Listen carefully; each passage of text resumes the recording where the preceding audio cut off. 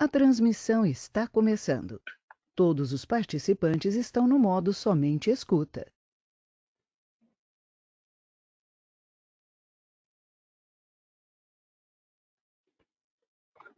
Bom dia a todos. Vou pedir uma gentileza, só informarem aí no bate-papo se estão me ouvindo bem, por favor.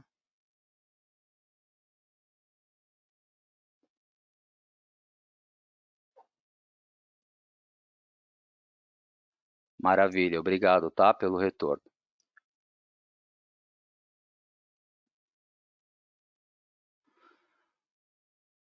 Bom, pessoal, primeiramente peço desculpas aí pelo atraso, porque tinha umas pessoas ainda entrando na apresentação, tá?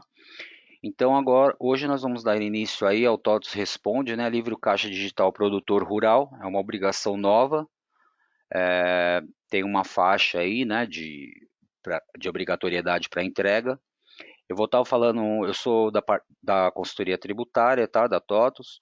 Vou falar um pouquinho da parte conceitual e após a minha apresentação vai entrar o Rodrigo, tá, que é do time de produto, que vai estar apresentando para vocês as funcionalidades aí na ferramenta, no nosso sistema, tá?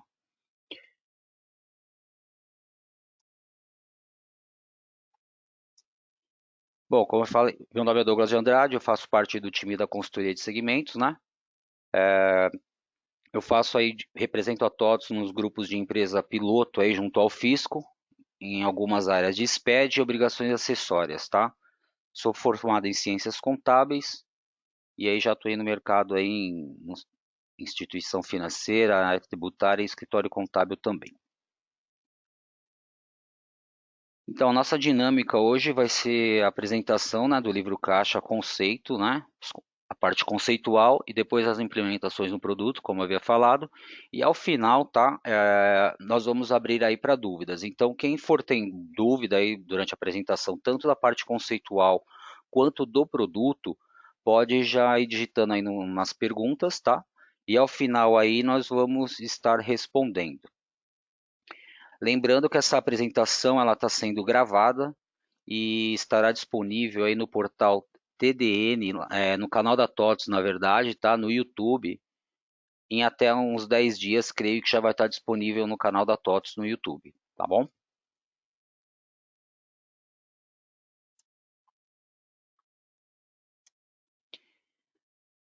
Bom, o livro Caixa Digital do Produtor Rural, qual a finalidade dele, né?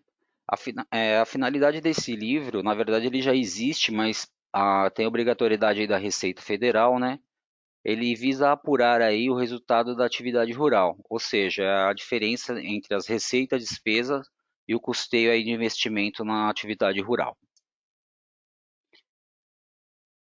As atividades rurais, a atividade rural quais são consideradas atividades rurais, né? Agricultura, pecuária, extração de vegetal, apicultura, avicultura, transformação de produtos decorrentes de atividade rural,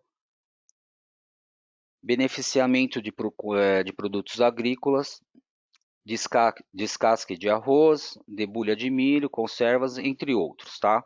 Sempre tem uma peculiaridade que geralmente para ser o produtor rural ele não envolve máquinas, tá? Não é uma industrialização, então ele está sempre ligado a isso e aí a pessoa responsável tem que ver se ela se enquadra ou não para essa atividade. Lembrando também, tá, que esse livro ele é obrigatório somente para pessoas físicas. Então, de repente, tem um produtor rural que é pessoa jurídica, ele não entrega essa obrigação. O que não se considera atividade rural, aí, ó, como eu havia falado anteriormente, né, industrialização de produtos, tais como bebidas alcoólicas, ele não é atividade rural. O beneficiamento ou industrialização de pescado in natura e as receitas provenientes de aluguel de arrendamento. Então, se o produtor rural ele tem terras lá que ele aluga essa terra e não faz, isso aí não faz parte da atividade rural dele, então não é considerado, tá?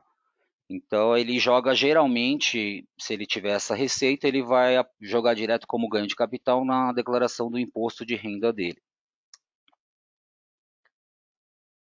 Entrando mais afinco na parte conceitual da receita bruta da atividade rural. Bom, ela é computada, tá? Sem a exclusão dos impostos de circulação, que seria o ICMS, e também o Fundo Rural. Então, dentro da receita bruta, ele considera todos os impostos, tá? Tem uma nota lá emitida, sei lá, um valor de R$ 100.000. Para a receita bruta, ele não exclui esses valores. Quando o produtor rural tiver uma receita bruta anual que não exceder R$ 56.000, é facultada a apresentação dessa declaração, tá? Desse livro. Então, ele pode fazer a comprovação mediante prova documental. No caso aí de uma fiscalização ou uma solicitação do fisco, tá? Outros valores que integram, né, a receita bruta são os valores recebidos de órgãos públicos, né, como auxílios, subvenções, subsídios, programa Proagro, então ele também é computado como receita bruta. O valor de alienação de investimentos utilizados exclusivamente na exploração da atividade rural. Então, tem um maquinário lá, faz parte da atividade rural dele, se ele vender e tiver um ganho nisso, aí sim faz parte da receita bruta dele. A permuta também, ela né, que pode ser feita entre bens ou pela dação em pagamento, ela também é considerada uma atividade rural, é uma receita bruta, tá, para atividade rural. As sobras líquidas, né, da comercialização também é considerado receita bruta. E o valor pelo qual o subscritor transfere os bens e direitos na utilização da exploração rural.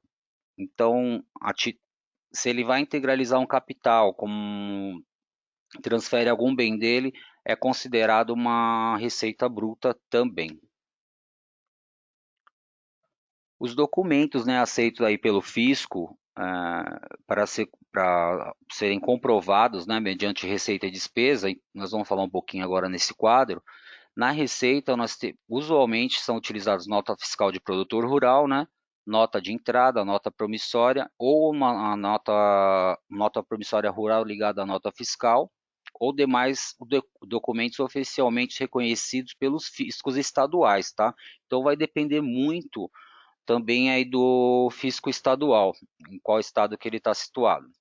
Cada um tem uma obrigatoriedade aí, mas aí cabe ao produtor rural se informar, tá? As despesas de custeio e investimentos também devem ser comprovadas por documentos idôneos, né? Ou por contrato, laudo de vistoria e folha de pagamento de empregados também. É uma forma aí de comprovar a despesa. Um ponto importante aí a ser observado, a nota fiscal simplificada ou aquele cupom fiscal de máquina registradora, se tiver indicado lá o CPF do produtor rural e aquilo que ele comprou tiver ligado à atividade, também é um comprovante de despesa que ele pode estar lançando no livro fiscal, tá? No livro digital, quer dizer. Alienação de bens, né? Conforme eu falei, se o bem tiver ligado à atividade rural, o trator dele ele utiliza para fazer a atividade dele rural, quando ele for vender, ele vai ser computado como receita bruta. Agora, se ele tem um outro bem que não faz parte da atividade rural dele, esse valor, se ele tiver um ganho, ele não vai ser tributado aqui no livro caixa do produtor rural. Ele tem que jogar direto na apuração do ajuste anual do imposto de renda dele, ou às vezes até fazer o recolhimento antes do imposto, tá? Então, só para diferenciar, é utilizado na atividade rural, aí sim ele vai computar como receita para ele, caso ele tenha o ganho. Aplicação de recursos, né? Seria a despesa de custeio, é tudo que ele gasta ali para fazer a produção dele, né? E a manutenção da fonte pagadora, que seria ele mesmo. Então, tudo que ele gasta para manter a terra ali, o que ele produz, né? É considerado uma despesa de custeio. E também temos investimentos e aplicações de recursos, né? São recursos que visam aí o desenvolvimento da atividade rural e expansão do negócio, benfeitorias, né, construção, instalações, até uma estrada para chegar na unidade rural, né, aquisição de tratores, então tudo isso aí é um investimento e aí também entra aí no resultado, ele tem que ser lançado para apurar o resultado aí dele, como uma despesa de custeio e investimento, tá? O que não constitui investimento é o custo de aquisição de terra nua. Então, ele tem uma terra que ela não possui nenhuma instalação, não tem nada lá, uma construção, um melhoramento, nada. Então, ela não é considerada um investimento, não pode ser lançado, tá? Bem como o valor dessa terra nua, se não contribuir na receita da atividade rural, como eu falei anteriormente também no caso de um trator ou de um outro equipamento, ela também vai ser lançada como ganho na declaração de ajuste do imposto de renda da pessoa física. Bom, o resultado da atividade rural, né, considerados os valores das receitas recebidas e as despesas de custeio e investimentos. Então, o resultado é a diferença da receita menos os valores de despesa de custeio e de investimentos. Se o resultado da atividade rural ele for negativo, no caso aí um prejuízo, ele pode compensar, desde que ele faça essa escrituração no livro, tá? Então, ele tem que sempre observar isso. Nós vamos falar um pouquinho mais à frente de uma modalidade de tributação que ele não tem essa possibilidade. Então, mas se ele escriturar o livro tudo certinho, por o prejuízo ele pode compensar em anos posteriores. Os arrendatários ou atividades rurais em condomínio, né, devem apurar o resultado separadamente, na proporção dos rendimentos e das despesas que couberem a cada um. Então, o produtor rural ele vai identificar pelo CPF dele e ele vai colocar só as operações dele, tá? Só o que é pertinente a ele. Ele não vai colocar que ele explora com um condomínio onde tem vários outros produtores rurais. Se ele tiver uma participação nessa outra unidade, né? Aí sim ele vai pegar só o percentual que ele participa e lançar na declaração dele. Mas ela é por CPF, tá? E cada um declara a sua. Aqui é uma peculiaridade que tem na apuração do resultado, tá, pessoal? Então, o que que acontece? Ele apurou a atividade rural pelo livro caixa, apurou pelo livro caixa, teve um lucro, ele vai ser tributado lá na declaração do imposto de renda, se ele tiver um ganho. Beleza. Ele escriturou, teve um ganho, é lançado no imposto de renda dele vai complementar lá para a tributação do imposto. Agora ele pode fazer também a apuração por presunção. O que seria isso? Ele tem a receita dele bruta, tá? Ele tem a possibilidade de tributar somente 20% do ganho dele, do que é da receita, quer dizer, da receita bruta dele. Então, em cima do valor da receita bruta, aí ele não exclui despesas e investimentos, ele vai é um percentual de 20% sobre a receita bruta e ele paga só isso. Porém, o resultado e a escrituração, ela deve ser feita normalmente. Só que aqui tem uma peculiaridade, tá? Se ele fizer essa tributação por presunção, e caso ele tenha um prejuízo para ser compensado, ele não vai poder compensar lá na frente esse prejuízo, tá?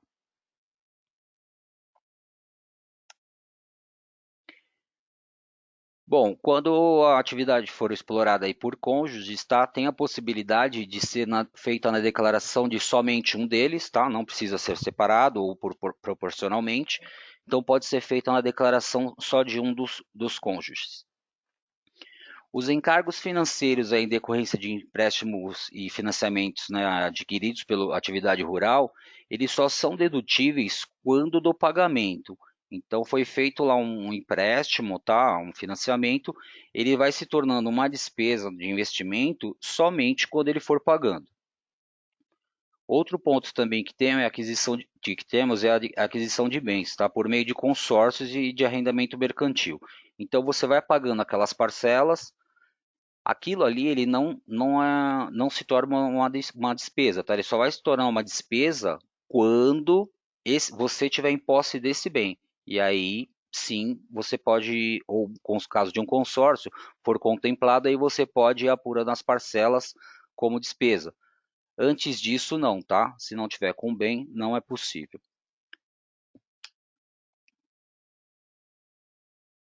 A movimentação bancária, né?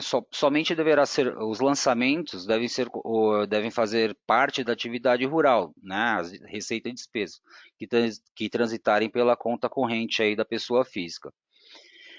Se tiver outra movimentação que refere-se a uma conta particular do produtor rural, ela não deve ser computada aí na atividade rural, tá?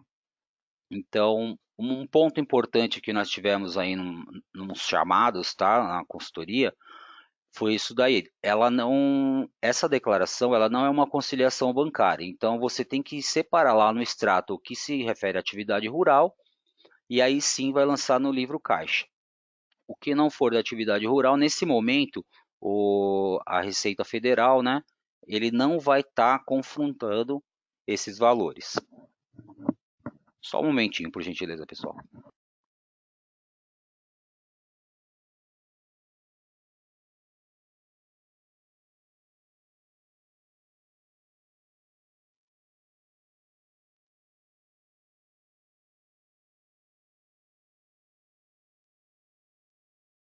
Outro ponto que nós temos também.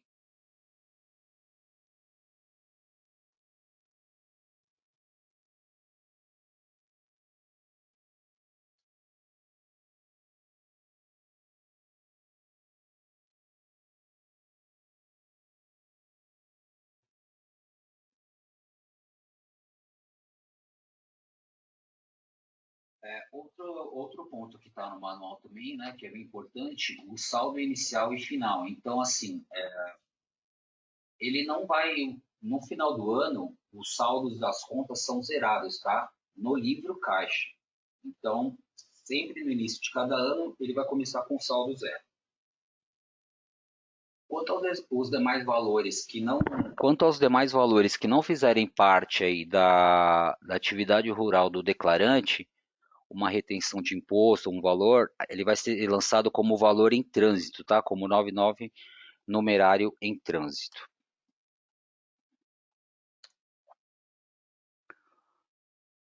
Bom, também pode ter o caso aí de recebimento a prazo, tá? As receitas de alienação de prazo de bens ou computadas na apuração do resultado da atividade rural, elas devem ser computadas na data do recebimento. Então, emitiu uma nota, mesmo que virou o ano, ele vai ter que mencionar lá, nós vamos falar um pouquinho mais à frente, ele vai só colocar só vai se lançar o valor que ele recebeu.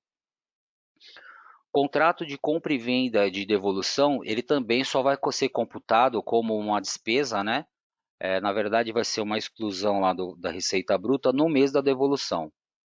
E também nas atividades aí onde o produtor rural ele está sujeito à cotação em bolsa, tá? Da bolsa de mercadorias, essa diferença apurada na ocasião do fechamento da operação do resultado também é feita no último dia no fechamento dessa negociação.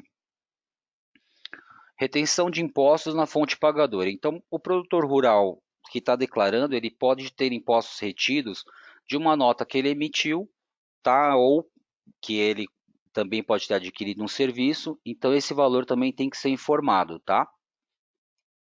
No registro QC, indicando lá o CPF ou CNPJ aí do adquirente, tá?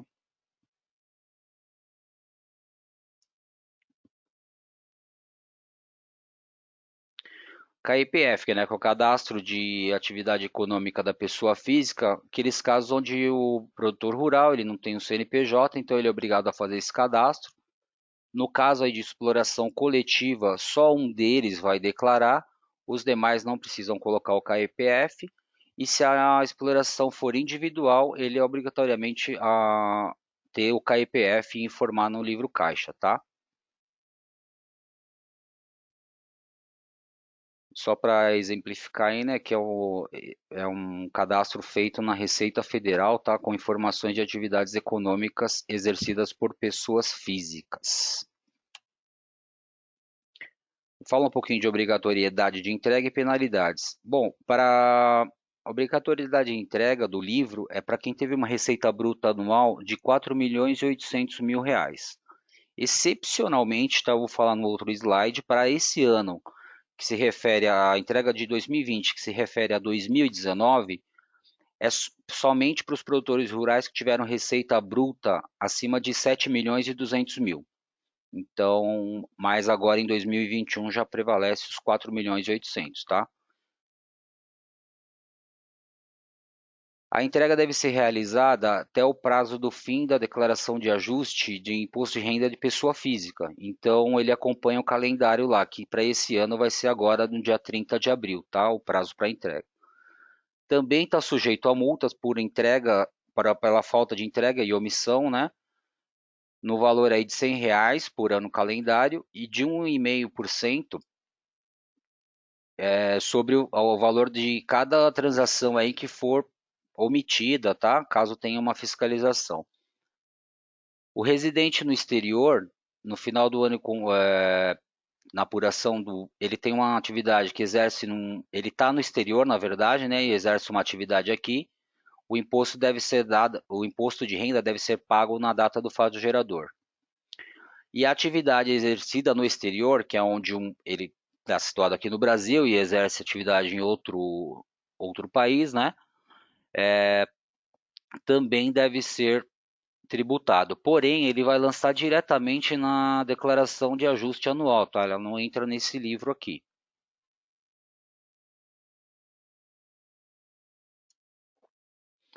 Conforme eu falei, tá? Coloquei só um aviso aí. Então, excepcionalmente para esse ano, a obrigatoriedade de entregar o livro é para quem teve uma receita bruta de acima de 7.200.000 reais. Se ficar abaixo disso, tá, dessa receita bruta, a entrega é facultativa. Ele já elimina de ficar guardando muita documentação ou ter que ficar escrutinando os livros, ele já está de forma digital, né? Está digitalizado toda a documentação dele. Então, mesmo que ele tenha uma receita inferior, ele pode estar entregando o livro. A transmissão desse arquivo, o produto vai falar, né? Eles geram um TXT, então, mas a transmissão é feita pelo portal ECAC da Receita Federal, tá? Aí tem que ser feito o acesso pelo certificado digital, aí seja do procurador, contador, né, ou do próprio produtor rural. Ele vai entrar em cobrança e fiscalização, selecionar a obrigação acessória e enviar. Quando ele clicar nesse ícone, vai ser disponibilizado um outro programa validador. E é nesse programa que ele vai inserir o arquivo TXT gerado pelo sistema. E de lá mesmo ele já vai transmitir e já vai ser salvo no computador. Então, esse aqui é o coletor de dados, né, a coleta nacional. E por aqui mesmo ele já carrega o arquivo e já faz a transmissão e o recibo já fica salvo no computador. Bom, pessoal, a parte conceitual eu já falei um pouco, né, finalizei agora, mas eu vou permanecer na sala. Eu vou falar um pouquinho do espaço legislação da TOTS, que é onde nós divulgamos todas as notícias e todas as alterações legislativas, tá, do que tange a legislação. E porque a TOTS ela está inserida, né, dentro dos grupos de trabalho do governo, então a gente tem aí vai estar sempre informando o que está por vir, né? Vai estar se antecipando ao desenvolvimento e é uma forma aí do nosso cliente também se atualizar. Eu vou entrar aqui no site, só um momento. É rápida a apresentação, eu já vou passar para o Rodrigo, tá?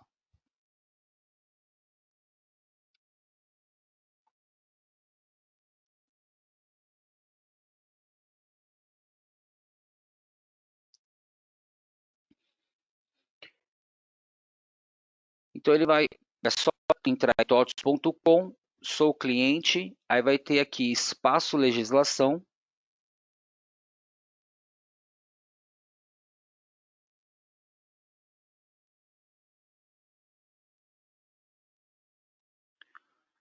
espaço legislação.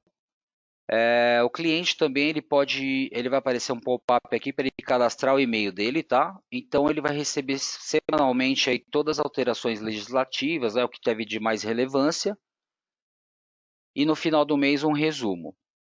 E aqui no espaço também nós temos aqui destacados as 4 principais obrigações do momento. Temos um material aqui até do livro caixa. Se você clicar aqui, ele vai direcionar, tá?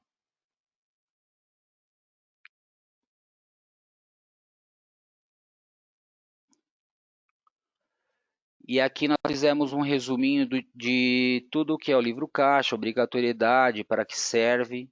É um material aí de apoio aí também para quem tiver interessado.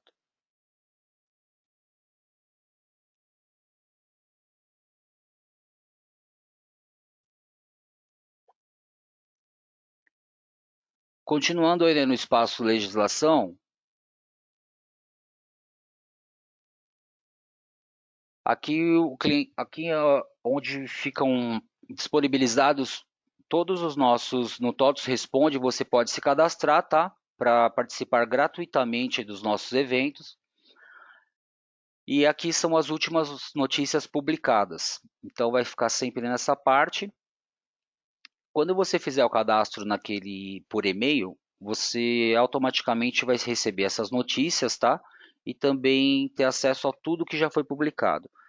Também é possível aqui ter acesso a atualizações legais, que aqui você é direcionado, uma parceria que a TOTS tem com a IOB, tá? De todas as alterações de legislação nacional. Vamos clicar aqui para a gente ver. Ah, tá, não tá logado.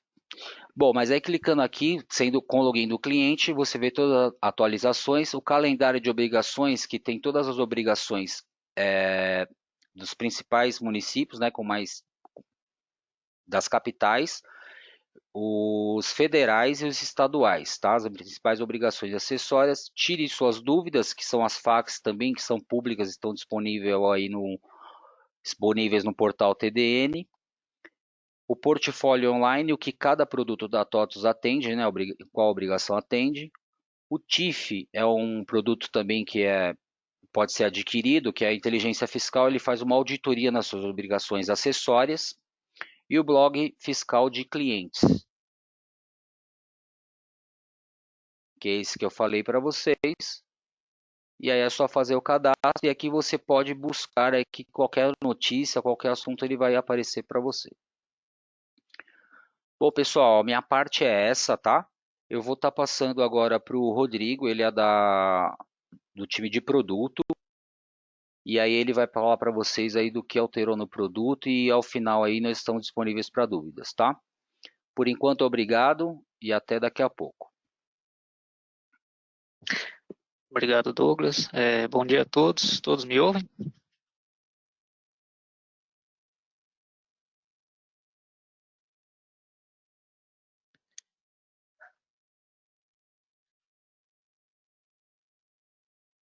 Se puderem dar um ok aí no chat.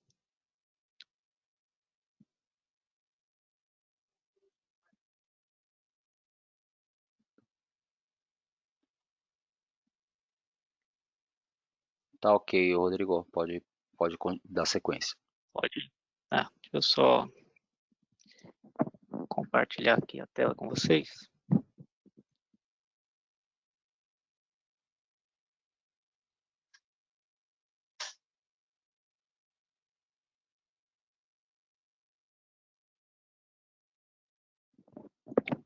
Bom, então, como o Douglas apresentou aí, eu sou o Rodrigo, eu sou aqui da parte do back-office, Proteus, financeiro, e nós auxiliamos aí no desenvolvimento da rotina, né, do extrator aí do LCDPR.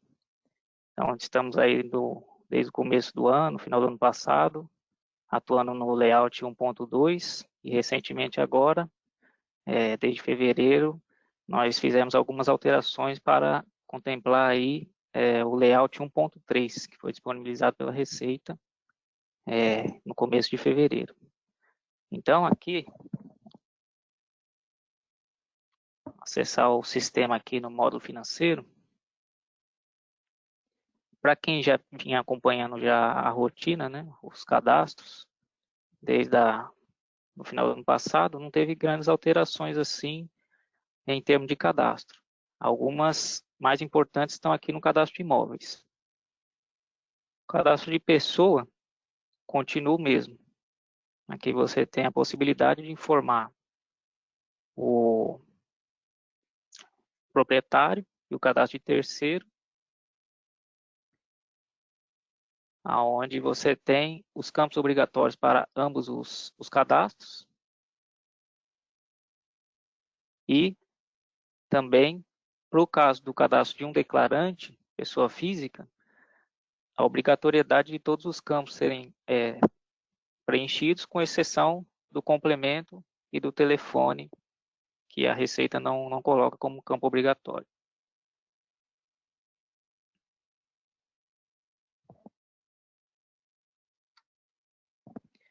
O cadastro de imóveis teve grandes alterações nesse último layout, mas basicamente o que continua valendo? A gente não consegue ter a inclusão de 2 imóveis rurais, que seriam as filiais, 2 vezes no sistema, ou seja, para cada filial aqui, que se refere a um imóvel rural, a uma inscrição lá, a um CAFIR, eu tenho só a possibilidade de incluir ele uma vez.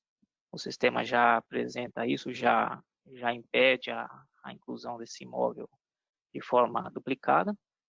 Mas se vocês olharem na tela aqui, uma alteração importante foi, se só pode ter uma vez o imóvel cadastrado, a filial cadastrada, porque eu tenho aqui 2 vezes a mesma filial. É que apesar de estar 2 vezes aqui, e essa foi a alteração, a gente incluiu a opção de versionar o cadastro desse imóvel. Então, aqui no finalzinho, tem algumas informações que não existiam ainda, de vigência, início e final de vigência e versão. Então, para essa filial aqui, que é um imóvel DRJ01, eu tenho ela versionada, versão 1 e versão 2. Início e fim de vigência. O começo do ano, o primeiro semestre do ano e o segundo semestre do ano. Para que serve o versionamento agora nessa nova versão aí do produto?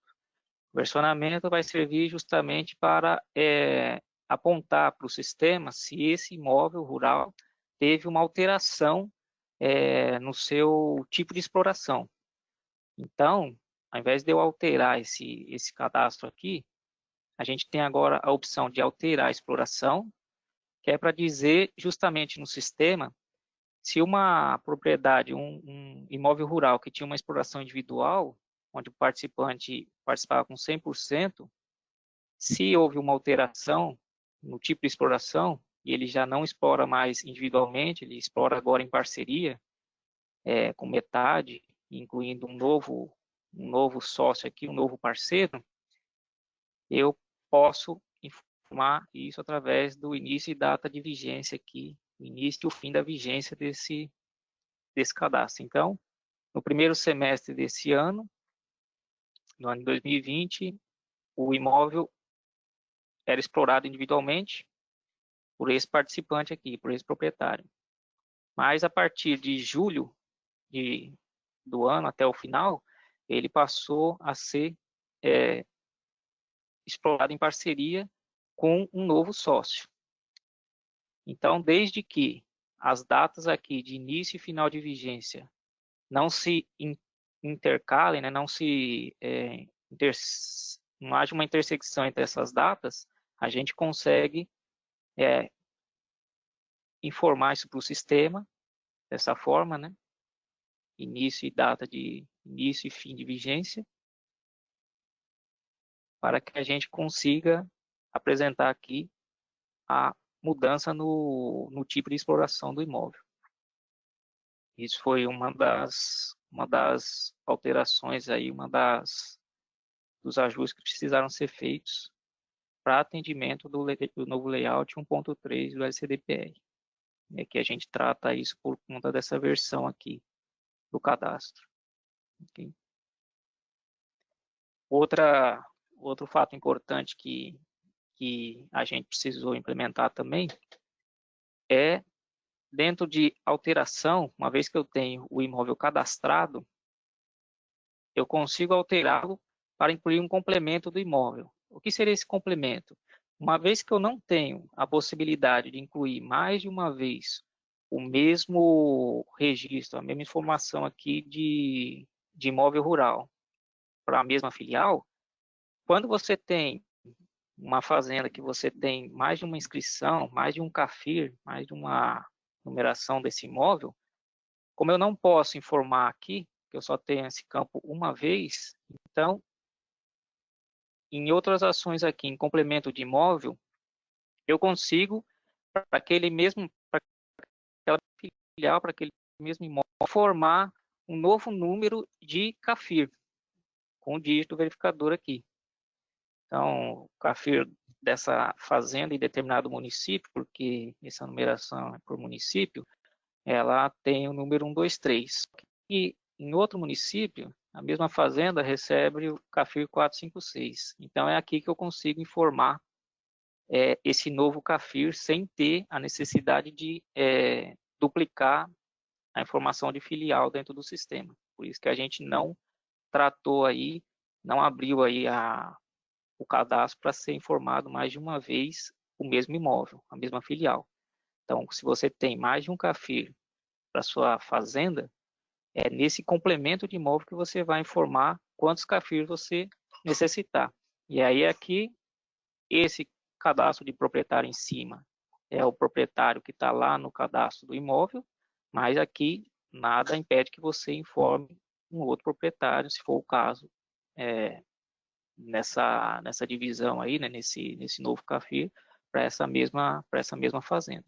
E aqui as informações dela, né? Então, se a fazenda está em outro município, pode ser que ela receba um outro nome.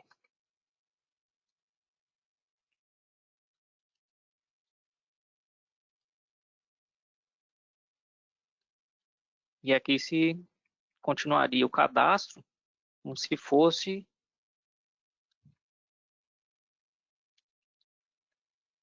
um novo cadastro daquela filial, daquele imóvel. O complemento também não é obrigatório aqui. Um bairro, outro bairro. E o município, outro município aí que você venha a colocar aqui. Tipo de exploração nesse CAFIR, se é a mesma ou não. Condomínio. O CAEPF desse proprietário, declarante, e aqui também a possibilidade da informação de outros terceiros, se for o caso.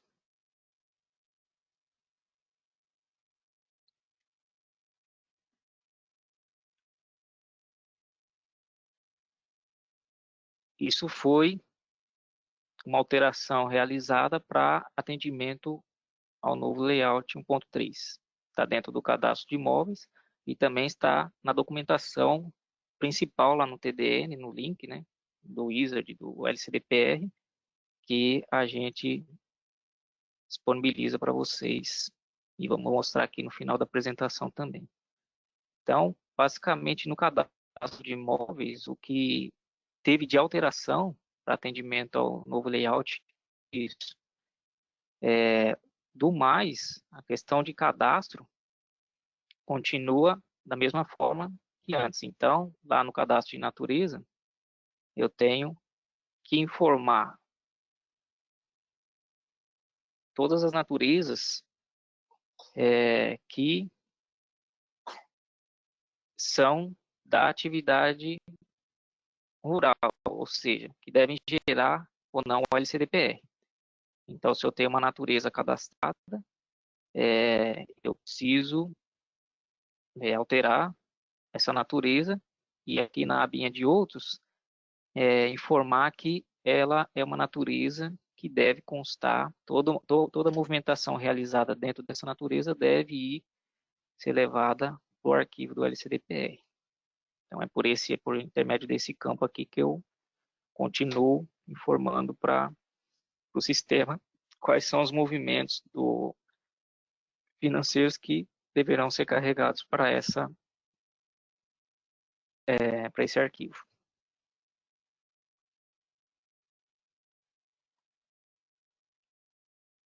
Deixa eu só ter aqui.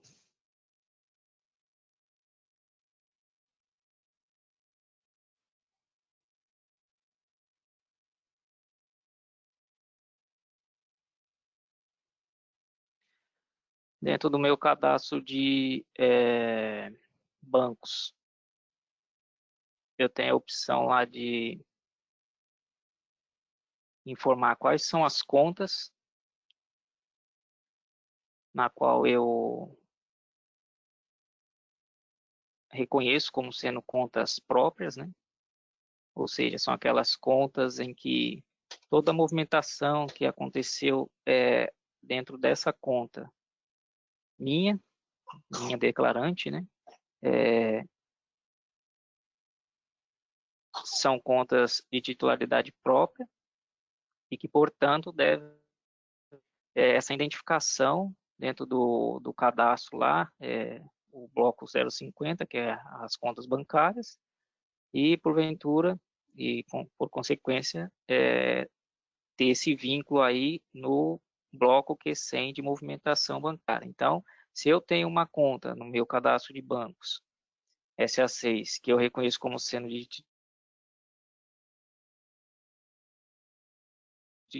bancários lá na EC5, dentro dessa conta constarão com essa identificação dentro do arquivo lá. Aquilo que transitar em qualquer conta que eu não declarar como sendo própria, vai com o numerário lá em trânsito, que é aquilo que o Douglas explicou.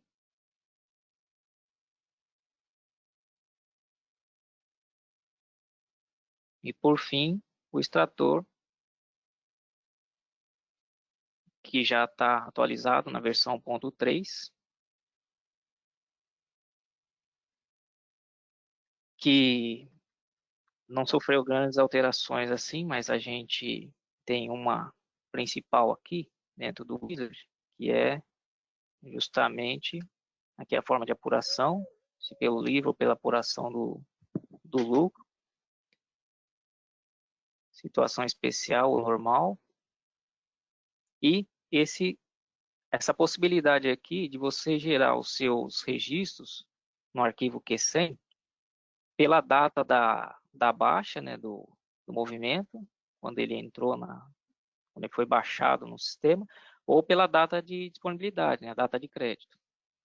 Isso daqui é uma possibilidade que a gente implementou, que não existia, né, era sempre pela data da baixa, mas que agora você consegue fazer os filtros e trazer os movimentos pela data de crédito também. Na data inicial do período que você vai declarar, e aqui o final dele já é sugerido pelo sistema. As filiais que você tem esse declarante vinculado, no cadastro de imóveis, os bancos. E aqui, como apresentado anteriormente, o único campo que dentro do Wizard é opcional. É opcional o código do contador, por quê? Porque uma vez que o próprio declarante possua o certificado, ele mesmo pode estar gerando o arquivo e acessando lá o portal do ECAC, ele mesmo fazer a transmissão com esse certificado do arquivo e já ter já essas informações já transmitidas para a Receita. Então, aqui é o único campo que a gente consegue deixar como opcional no extrator.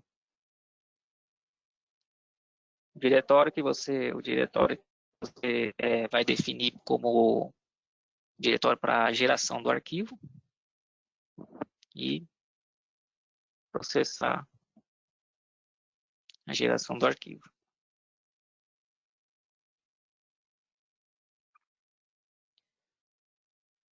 Dentro do arquivo, talvez seja interessante passar por alguns campos aqui que geram muitas dúvidas, né, quanto ao layout. Né?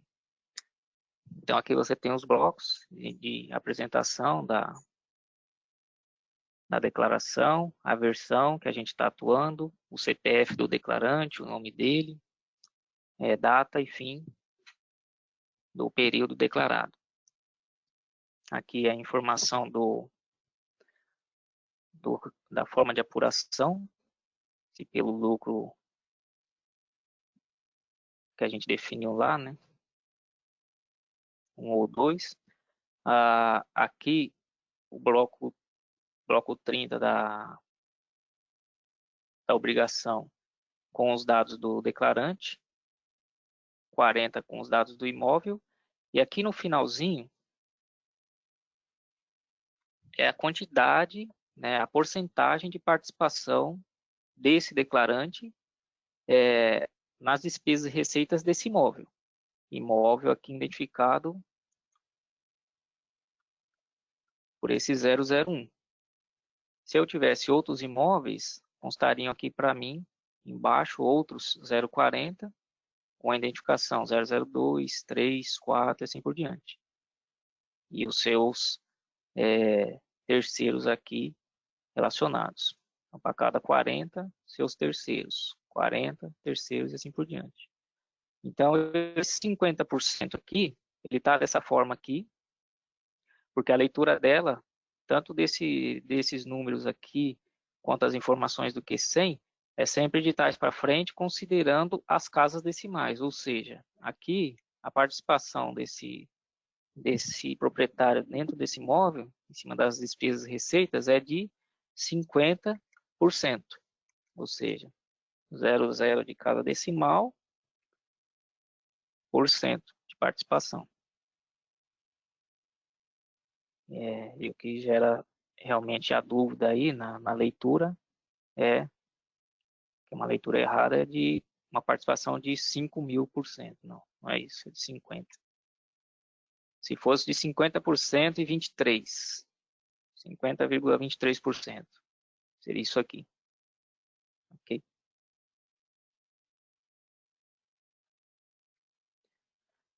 Aqui os seus terceiros, cada um com sua participação. Os bancos que eu defino lá no momento da extração, no momento da geração do extrator, como sendo os meus, as contas próprias. E aí toda a movimentação que for feita dentro desses bancos constaria aqui com essa identificação da conta aqui. Se a movimentação ocorreu em algum banco que não é nem esse primeiro e nem o segundo, ela consta como numerário 999. E se fosse pagamento em espécie, seria 000. É importante mencionar que aquilo que eu defino no Wizard como sendo contas próprias, aquilo que eu marco como sendo minhas contas bancárias, ela não serve como filtro no Q100. Ou seja, o fato de eu não selecionar uma das contas ali no extrator, no extrator do SDPR, não quer dizer que aquele movimento não vá constar ou aparecer no Q100. Ele só vai informar para mim ali que tudo que aparecer naquela conta que eu não selecionei vai aparecer com o numerário 999. Mas se ela tem uma natureza que gera LCDPR, sim, ela vai constar no Q100. Aqui no histórico, principalmente das notas, a gente costuma colocar a informação do valor total da nota, justamente porque a nota pode ter um pagamento em várias parcelas. Então, para Receita, é interessante que esteja aqui informado o valor total da nota fiscal. E aqui, no final da informação no Q100, a gente tem justamente a informação de despesa ou receita. Despesa ou receita. E justamente com aquela leitura, né? Se eu tenho uma nota de R$ 900 e a participação do meu declarante é de 50%, a leitura desse número aqui é de R$ 450. R$ 450 de despesa, e que implica, como a conta começou a ser apurada agora, o valor começou a ser apurado agora, R$ 450 negativos, ou seja, uma compensação aí de um adiantamento a pagar, né?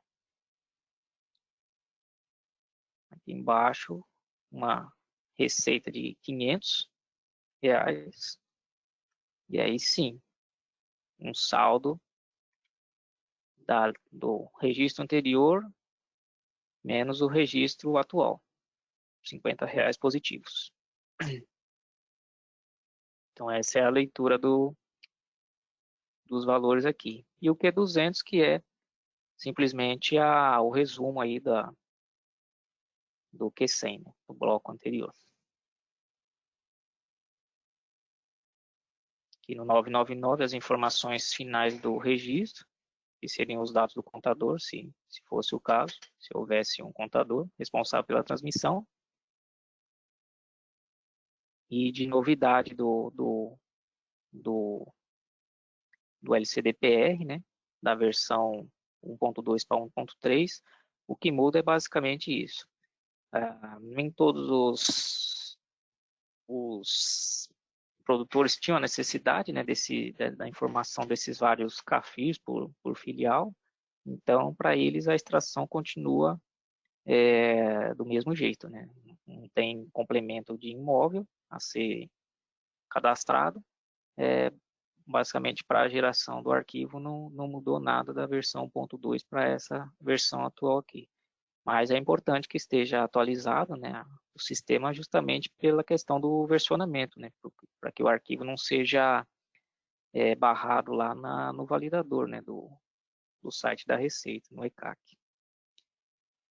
E aí, basicamente, de alteração, de mudança no layout, era isso que a gente tinha para apresentar, né.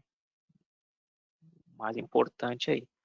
Não sei se o Douglas agora já abre para perguntas e respostas, né? Alguma dúvida que alguém possa ter. Rodrigo, eu vou... Uma informação... pode falar, Rodrigo.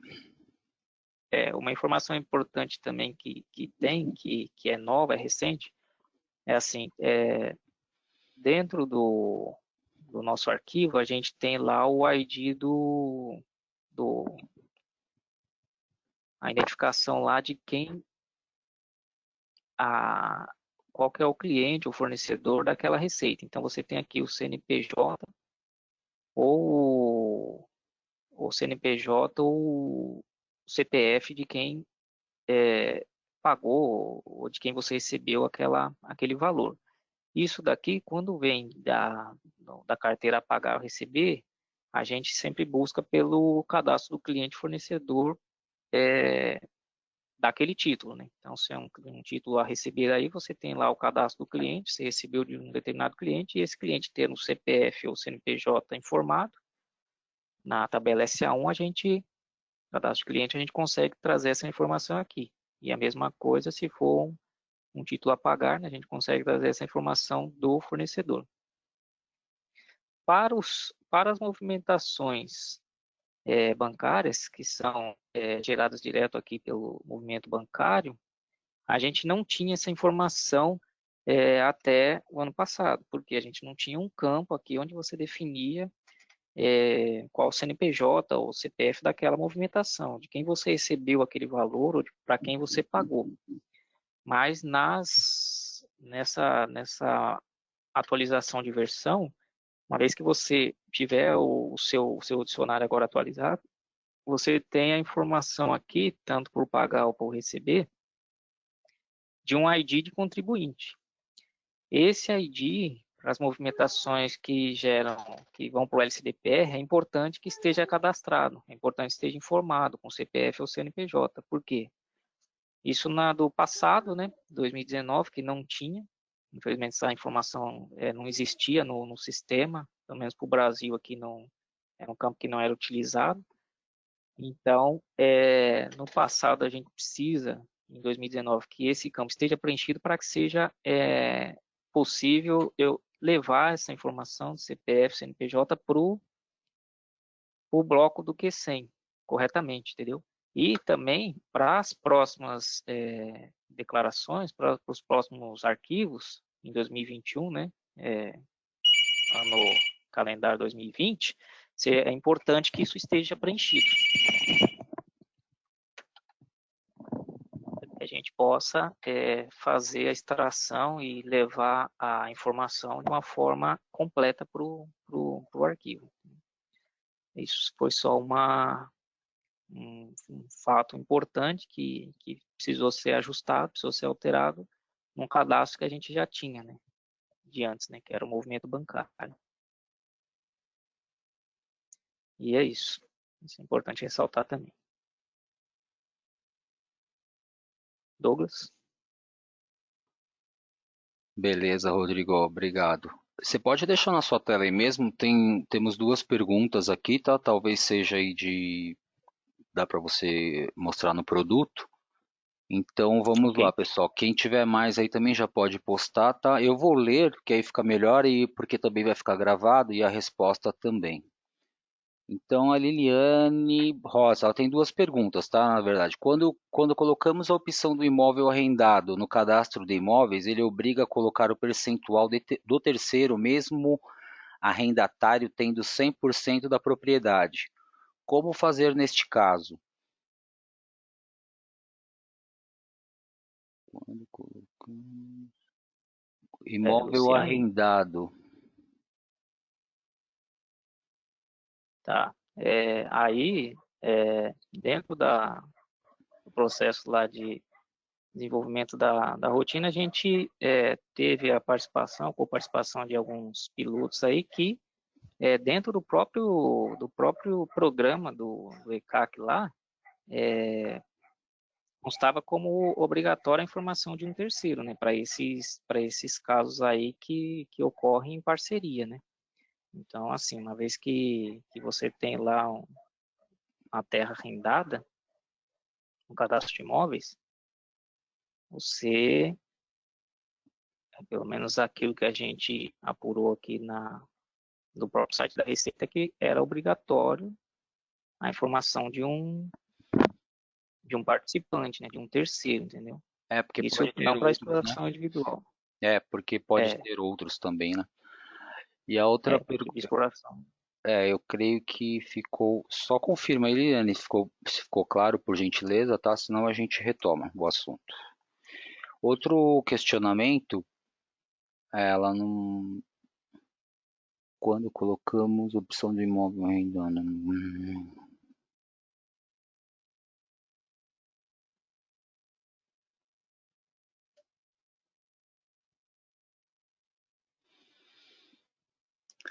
Então, Liliane, o que pode ocorrer aí, tal, ela ainda não, né? Vou dar uma reforçada. O que pode ocorrer aí é que no imóvel arrendado, ele pode ter outras pessoas, além do arrendamento, ele pode ter outros parceiros dentro desse imóvel, por isso que ele tem que colocar o percentual dele. Ou então, o próprio arrendamento, o arrendador, ele pode ter não uma participação, mas ele pode ter um valor do que ele produzir lá, ele vai ter uma troca disso, entendeu? Então, não necessariamente pode ser monetário, pode ser em produto, por exemplo. O nosso entendimento aí foi isso daí. Tem outra pergunta dela também, a diferença do contrato, diferença entre exploração em condomínio e parceria. Bom, em condomínio geralmente é quando é, é o proprietário mesmo, junto com o cônjuge, né? Cada um tem sua participação lá. E parceria é onde tem terceiros, eles são terceiros e exploram uma terra e cada um tem lá apura seus custos e suas receitas e despesas, é tudo dividido cada um arca com a sua parte aí, mediante o contrato, tá? Isso aqui é tudo contratual também, tá? Vai estar estipulado no contrato aí entre as partes. Temos uma aqui também, Rodrigo, a Maria de Fátima. Qual seria a forma de conferir este caixa antes de enviar para a Receita Federal? E a conferência do caixa, pelo menos para aqueles que já estão fazendo a transmissão, é basicamente bater com o seu contábil, né? Se o contábil lá tem um determinado valor para o período apurado, e você tem lá o Q100 com o resumo total das despesas e receitas, geralmente com a contabilidade você conseguiria, né? Uma vez que o seu contador vai fazer a transmissão, você conseguiria validar aí se o valor aí do arquivo está condizente com com aquilo que foi contabilizado, né? Pelo menos nos pilotos está sendo feito dessa forma. Beleza. A Liliane, ela complementou, tá? Ela deu um exemplo aí do arrendatário pagar o arrendatário ele paga 100% da propriedade e é de total uso dele. Eu creio que seja mais uma obrigatoriedade aí da Receita, né, Rodrigo, que eles obrigam a colocar o percentual, somente para identificar aí as partes. Pelo menos foi esse o nosso entendimento. Talvez se tiver, porque como a gente teve acesso aí ao próprio programa da Receita, né? Uhum. Então, tudo aquilo que tinha de obrigatoriedade lá no programa, a gente quis trazer para o sistema para ficar umas informações mais menos passíveis de erro, né? De Na declaração. verdade a Receita faz isso aí também para cruzar as informações, tá? Então, geralmente essas obrigações acessórias aí, eles estão fazendo isso e a tendência aí é amarrar cada vez mais, fazer um cruzamento maior das informações. Tem mais uma aqui, Porque pode falar. todas essas validações aí foram feitas baseadas no layout, né? No layout disponibilizado pela Receita. E eu acho que algumas das validações do primeiro layout a Receita mesmo derrubou, porque ela viu que não tinha sentido. É o caso da obrigatoriedade do KIPF, né? Para todos os declarantes cadastrados. A própria Receita chegou àquela conclusão que é nova, né, do layout 1.3, que o KIPF ele deveria ser obrigatório apenas para um produtor, que é, no caso, o representante de alguns outros produtores que não tem essa inscrição, não tem esse registro, esse cadastro aí de atividade econômica. Então, correto. algumas das validações que a Receita mesmo colocou nos primeiros layouts, ela mesmo derrubou. E essa questão da parceria. Correto. Temos mais uma aqui do Rafael. Pensando na próxima entrega da LCDPR, ano base 2020 e entrega 2021, existe algum relatório que possa ser retirado para análise de IR? Exemplo, de janeiro a junho? O relatório ainda não, né? A única coisa que a gente tem para o extrator é justamente os dois cadastros de pessoa e imóvel, né? O imóvel baseado na sua tabela lá no seu cadastro de filiais e a pessoa que é um cadastro novo, né? E fora isso a gente não tem um relatório ainda onde você possa gerar ali as informações que irão para o arquivo. Hoje você só tem o arquivo em si, mas tem muita sugestão de melhoria, né? Como é uma primeira entrega aí, a gente teria que analisar e ver justamente aquilo que facilitaria mais ainda o cliente nas suas próximas entregas, né? Essa aqui é uma entrega que é a primeira, né? Então, para para fins de cumprir lá o prazo, a gente só fez a parte mais essencial aí, que eram os cadastros e o arquivo, né? E aos poucos a Receita vai implementando aí no layout também, né? Sim, a gente vai atualizando. É isso aí. Tem uma pergunta do Milton. Por que não usar as contas bancárias como filtro, pois temos contas bancárias usando a mesma natureza, porém tipo rendimento de aplicação não é atividade rural? Então, a conta bancária ela não serve como filtro justamente pela questão de que o filtro nosso existe sobre a natureza, né? Se a natureza gera LCD-PR, eu trago ela para o arquivo. A questão de você identificar aqui dentro do extrator aquelas contas que são próprias do declarante e as que não são, é justamente para a geração do arquivo mostrar todas aquelas receitas e despesas dentro daquele período e quais ocorreram, quais transitaram numa conta que é de titularidade do declarante. Isso daqui, esse cadastro aqui, essa menção aqui de contas, ela não filtra o registro, por quê? Porque o filtro é realizado em cima da natureza, ou seja, se você define que a natureza referente à atividade rural, ou seja, gera LCD-PR sim, eu trago ela para o arquivo. Se ela transitar numa conta que seja diferente das que você marcar aqui, eu coloco a identificação de numerário em trânsito, né, que é o que a Receita coloca, 999. Isso aí talvez numa questão de uma parceria ficaria simples de você apurar ou identificar isso, né? Então, se um sócio tem essa conta aqui, como sendo titularidade dele, e o outro essa, quando eu for declarar, eu declaro com a minha conta. E aí tudo que aparecer na conta do meu sócio, do meu parceiro, está na minha declaração como numerário em trânsito. E vice-versa, né? Na declaração do meu parceiro, as contas que transitarem na minha conta, né, que ele vai declarar aqui, vai constar como numerário em trânsito. E para isso que serve essa menção aqui das contas, né, do cadastro de bancos. Se você tem dentro da sua base lá algumas despesas que têm a mesma natureza e que essa natureza é do LCDP, ou seja, ela sempre vai levar esse registro, para as tratativas de registro a registro de particularidades, a gente tem disponível na ferramenta alguns pontos de entrada também, para você poder fazer tratar a sua massa lá de informações que você deve levar para o registro, via query ou então registro a registro.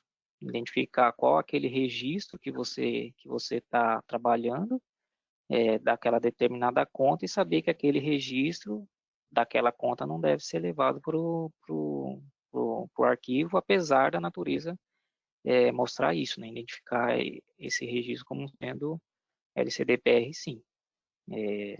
Você consegue fazer isso, mas assim, a ideia do wizard lá é justamente, não é um filtro. Ele não filtra pelas contas bancárias, entendeu? O que eu uso de filtro na conta, no registro do LCDPR realmente a natureza geral ou não LCDPR. Não sei se ficou claro. Qualquer coisa pode interagir, tá? Beleza, isso aqui foi respondido. A Liliane Rossi ainda está perguntando sobre aquele percentual, né? No caso de arrendatário, se tem um percentual padrão para esse terceiro. Bom, isso aqui vai depender do que está no contrato, né, entre as partes. Então é muito peculiar. Não tem uma regra, né, que a Receita manda colocar. Aí já é mais voltado ao entre as partes mesmo um contrato.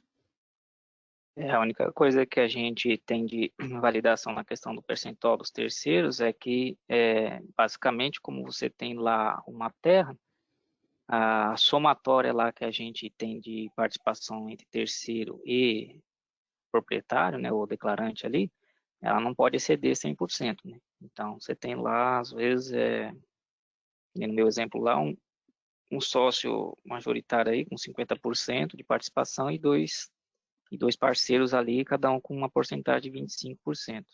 Isso daí a gente não limitou a não exceder os 100% aí, justamente para a gente conseguir montar lá e fazer a participação de cada um nas despesas e receitas do bloco Q100. Beleza.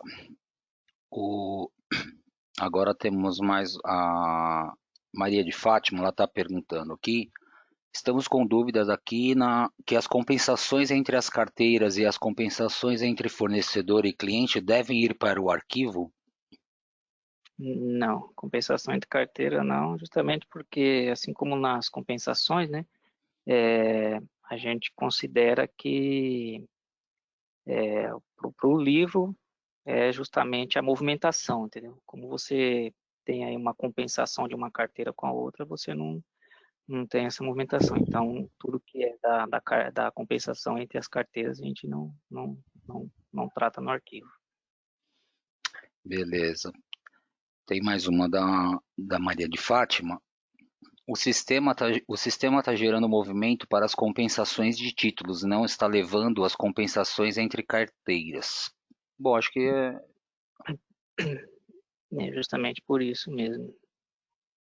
Né? Quando a gente tem essa compensação, aí a gente não tem a movimentação, então a gente não demonstra isso no arquivo.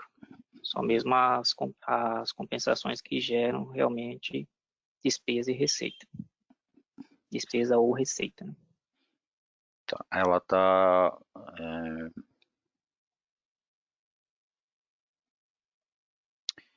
ela está informando aqui que está levando sim as compensações. Só confirma para mim, por favor, Maria de Fátima. Ela está afirmando aqui que está gerando as compensações no livro.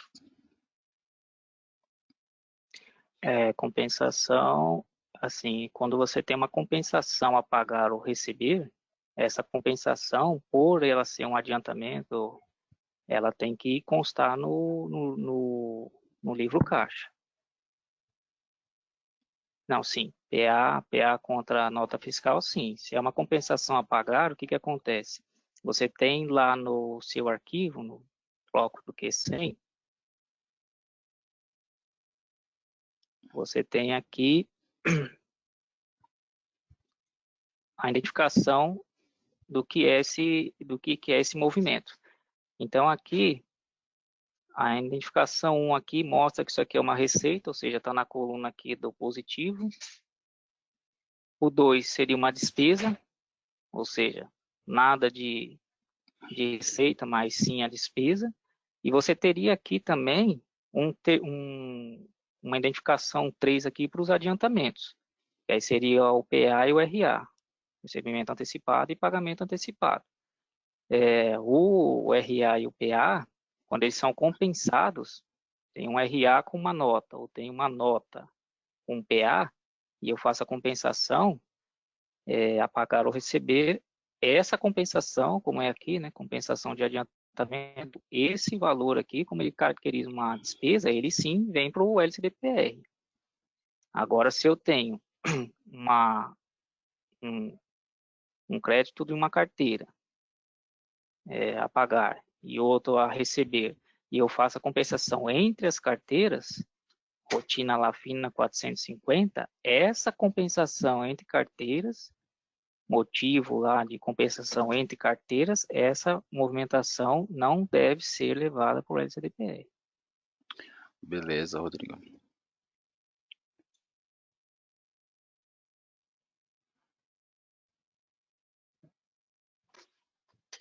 Ela já compreendeu. Qualquer coisa também, Maria de Fátima, pode acionar aí também o suporte, tá?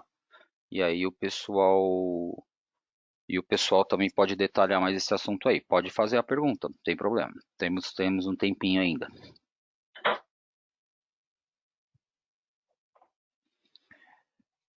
Ela está perguntando aqui, ô Rodrigo, quando vai sair a atualização do extrator? Então, essa atualização, ela já está disponível, tá? Existe no nossa central de downloads, aí não sei se daria para acrescentar lá também o link para ficar mais fácil. A gente tem lá o atualizador do dicionário, que é justamente para você ter acesso a esse layout 1.3. Existe lá o atualizador dicionário para as versões 25 e anteriores, e tem também um outro para a versão 12.1.27 também. Você tem esse link aí, Então, ô Rodrigo? eu acredito que eu deva ter. Se você tiver, a gente já E coloca aí, aqui no chat aqui. tá, eu vou só confirmar aqui direitinho, mas eu já passo aqui. E aí, basicamente, a partir dessa atualização de dicionário, você já tem já acesso a todos esses novos cadastros que eu mostrei, né? Complemento de imóvel, versionamento do imóvel rural, da filial e tudo. E também o seu extrator automaticamente já está atualizado para a versão 1.3, na geração do seu arquivo. Então, essa atualização já existe, ela já está disponível já. Deixa eu só Qualquer coisa procurar depois aqui, eu já te também, passo. Rodrigo, a gente também depois pode colocar naquela página do Espaço Fiscal lá, eu coloco o link lá no livro Caixa Produtor Rural, o material que a gente produziu lá, no Espaço Legislação, e aí a gente pode também disponibilizar lá, tá? Depois se você quiser. Ok.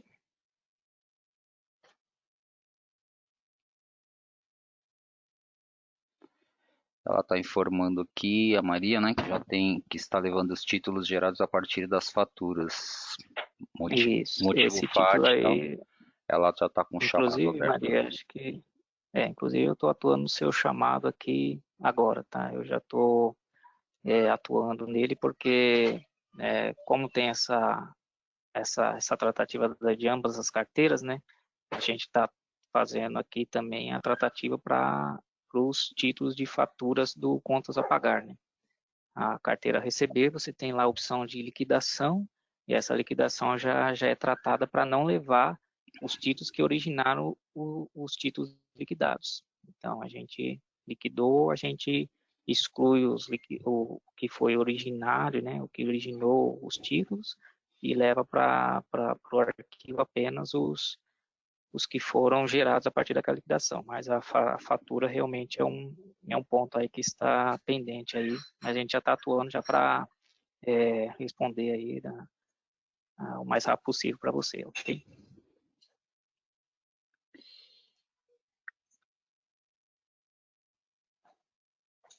Beleza, pessoal. Se tiver mais alguém com perguntas, vou aguardar mais uns 2 minutinhos, tá? Pode postar aí, por gentileza.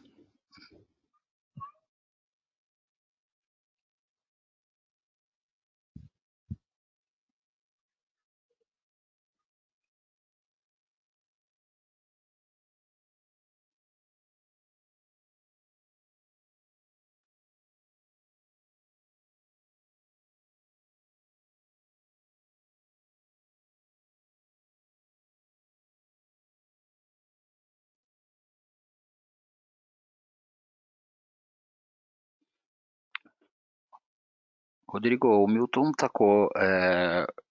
José está colocando aqui que ele está opinando, né, na verdade, que o produtor rural faz muitas trocas de produtos, sendo os mesmos compensados em carteira. E, na minha opinião, teria que levar para o livro usando o 999. Não sei, aí eu não sei se você pode, como está a tratativa no produto.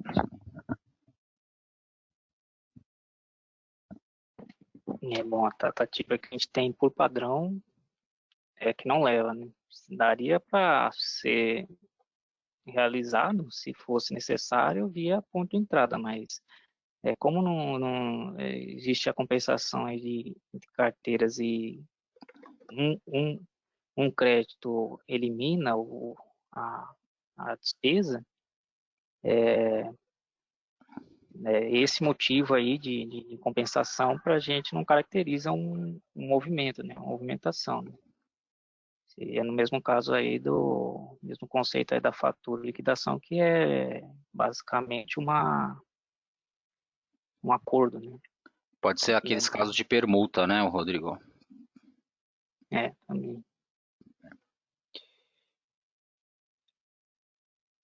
A Maria está perguntando se vai ficar disponível. Sim, Maria, esse webinar está sendo gravado, tá? Ele vai ficar disponível aí, creio que em um prazo de uma semana, no, no canal da TOTUS no YouTube, tá? Então é só procurar livro TOTUS Responde, livro Caixa Digital. Devido a isso que a gente está passando, tá? Então tem muita gente home office, o trabalho está um pouco, às vezes está demorando um pouco mais para subir aí, mas nós estamos tentando aí o quanto antes disponibilizar, tá bom?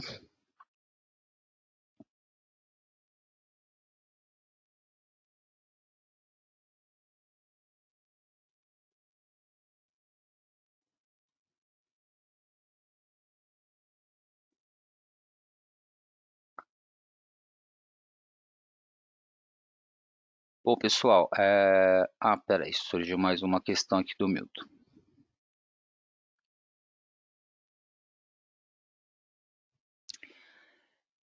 O Milton está falando sobre, gostaria que aprofundasse mais nessa questão de trocas, permutas, pois são receitas e despesas da atividade rural, como devem ser registradas. Milton, isso aí é uma questão aí, tá? E eu não sei quem que faz essa contabilização para vocês, né? Se tem um contador responsável, mas o que a gente indica aqui é procurar um profissional, né, que aplique isso daí, que esteja engajado, porque aqui a nossa função é adequar, o que a gente faz aqui é adequar a legislação ao nosso produto, tá? Que é a minha parte conceitual. Pelo nosso entendimento, como eu citei, esses valores eles devem ser considerados como receita para um e como despesa para o outro, né? Mas aí vai depender da negociação entre as partes. Então, pelo extrato bancário, por exemplo, isso daí não é possível mensurar, né, Rodrigo? Pelo movimento financeiro. Então, é uma coisa que tem que ser mais detalhada. Essas perguntas aí, em termos de valores monetários, como ser lançada, não sei se pode ser feita no produto, Rodrigo, você tem uma abertura lá para a pessoa lançar um valor que seja de uma permuta, por exemplo? No padrão a gente tem é, a possibilidade, né, dentro da seleção lá de registros, tem a possibilidade hoje por ponto de entrada, seria tratar esses casos e você conseguir levar. Legal. O resultado, né, de um pelo outro vai ser zero, né, porque envolve ambas as carteiras aí. Então, mas por padrão a gente não trata, a gente já exclui esses registros do arquivo. Entendeu? Sei que seja uma coisa assim que houvesse justamente aí nessa parte assim de um profissional da área assim que houvesse realmente a necessidade de tratar isso aí. Né? Hoje, por padrão, a gente não trata, né? A gente elimina esses registros. Tá.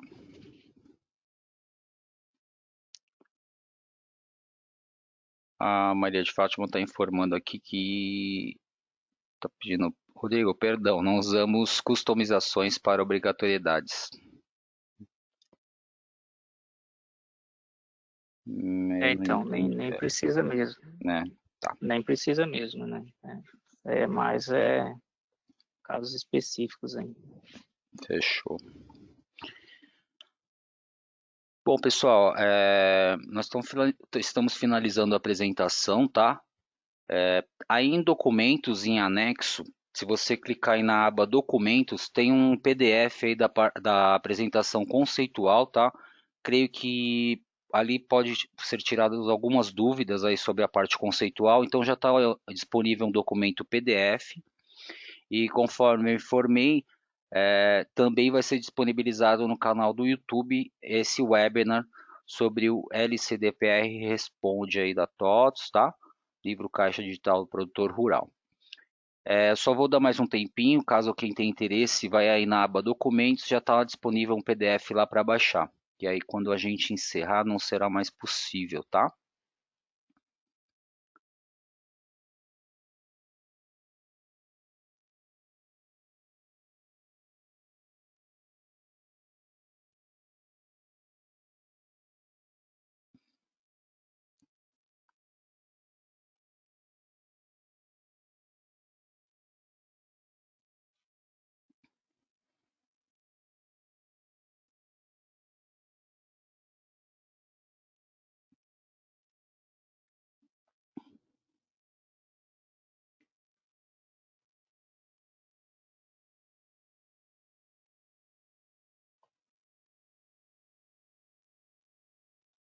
Bom, pessoal, em nome da TOTUS aí eu agradeço a participação de todos, tá? Muito obrigado.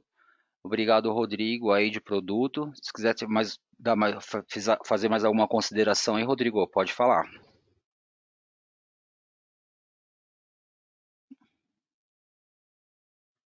Bom, agradecer a participação de todos aí e dizer que nós aqui do desenvolvimento estamos juntos aí para atender aí a todas as demandas aí e qualquer dúvida que vocês necessitarem pode nos acionar aqui através da nossa área de help aqui, suporte. Obrigado a todos aí, bom dia. Obrigado, Rodrigo. Bom, pessoal, agradeço aí a participação de todos, tá? Se inscrevam aí nas nossos webinars, está disponível lá na página da consultoria de segmentos, para ficarem sempre atualizados. Reforçando, esse webinar está sendo gravado e vai estar disponível no canal do YouTube, tá? Tendo alguma dúvida aí pontual de produto, acione o nosso suporte, aí consequentemente, né, se for um problema de produto, vai chegar para o pessoal do desenvolvimento, mas não hesitem aí, se tiver com algum problema, contem aí com nossos times, tá bom? Muito obrigado, ótimo dia e bom resto de semana a todos. Um abraço.